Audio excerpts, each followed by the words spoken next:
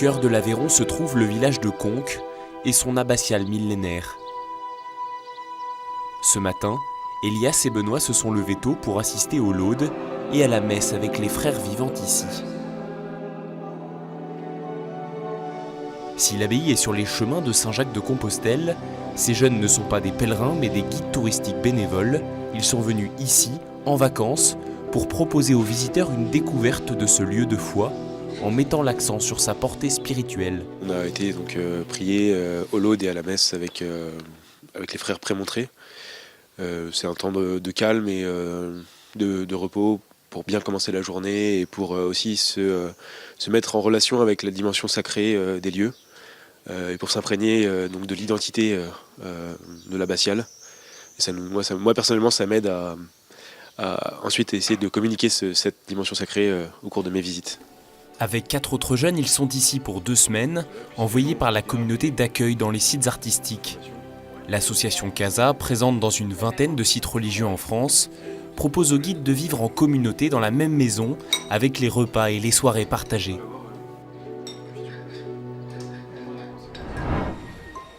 10h, c'est parti. À l'entrée de l'abbatiale, les jeunes préparent l'accueil des visiteurs. Pendant l'été, ils sont près de 2000 par jour en moyenne à faire le déplacement jusqu'à Conques.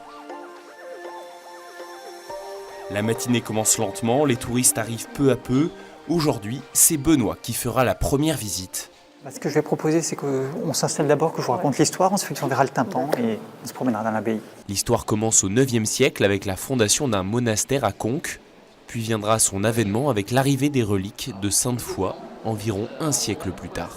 Les foules arrivent à Conques et Conques devient un grand lieu de pèlerinage au point de détourner une partie des pèlerins de Compostelle qui passaient par Rocamadour, qui vont désormais passer par Conques.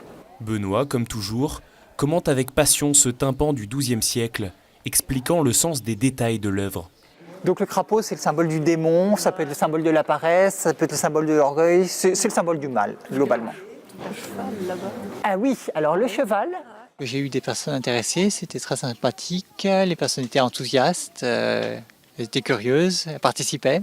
La journée passe vite, le flot de visiteurs devenant de plus en plus important au fil des heures. Alors enchanté, je suis de l'association CASA, Charles, et donc je vous propose une petite visite, c'est gratuit, de l'abbatiale. C'est la première fois que vous venez ? Oui. D'accord. Je suis content de me retrouver à Conques où j'étais déjà venu plus jeune parce que c'est un lieu coupé du monde, on est au cœur d'un vallon complètement isolé, reculé. J'étais venu chercher un peu de calme et de tranquillité pendant 2 semaines. Je suis assez sensible au travail artisanal et manuel de tous ces gens qui ont construit les églises avec des outils beaucoup plus limités que les nôtres et qui ont mis leur cœur et qu'on croit en Dieu ou qu'on n'y croit pas, de toute façon il reste quelque chose. Dans la manière de faire visiter, l'essentiel des thèmes que je présente, même si c'est d'abord à travers leur côté artistique, ce sont des thèmes religieux. Donc quand on parle d'annonciation, ça évoque quelque chose, ça évoque la relation de Marie avec le Christ et donc de nous avec le Christ. Invité à entrer en relation avec le Christ à travers le patrimoine religieux, c'est dans l'ADN de l'association CASA.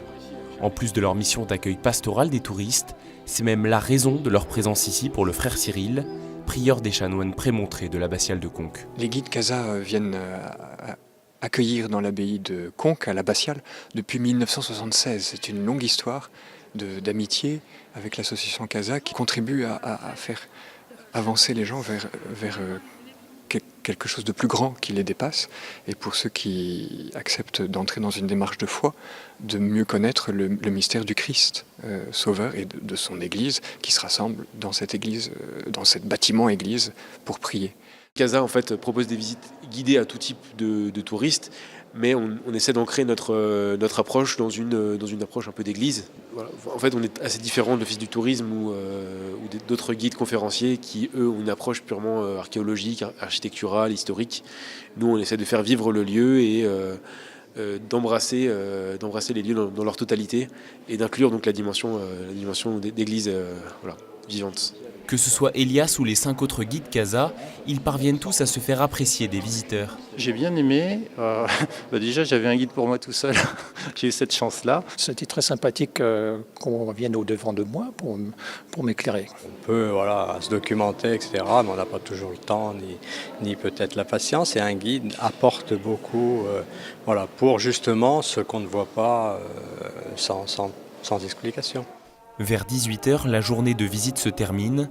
Place aux vêpres où les jeunes qui le souhaitent ont l'occasion de remettre dans les mains de Jésus leur rencontre de la journée.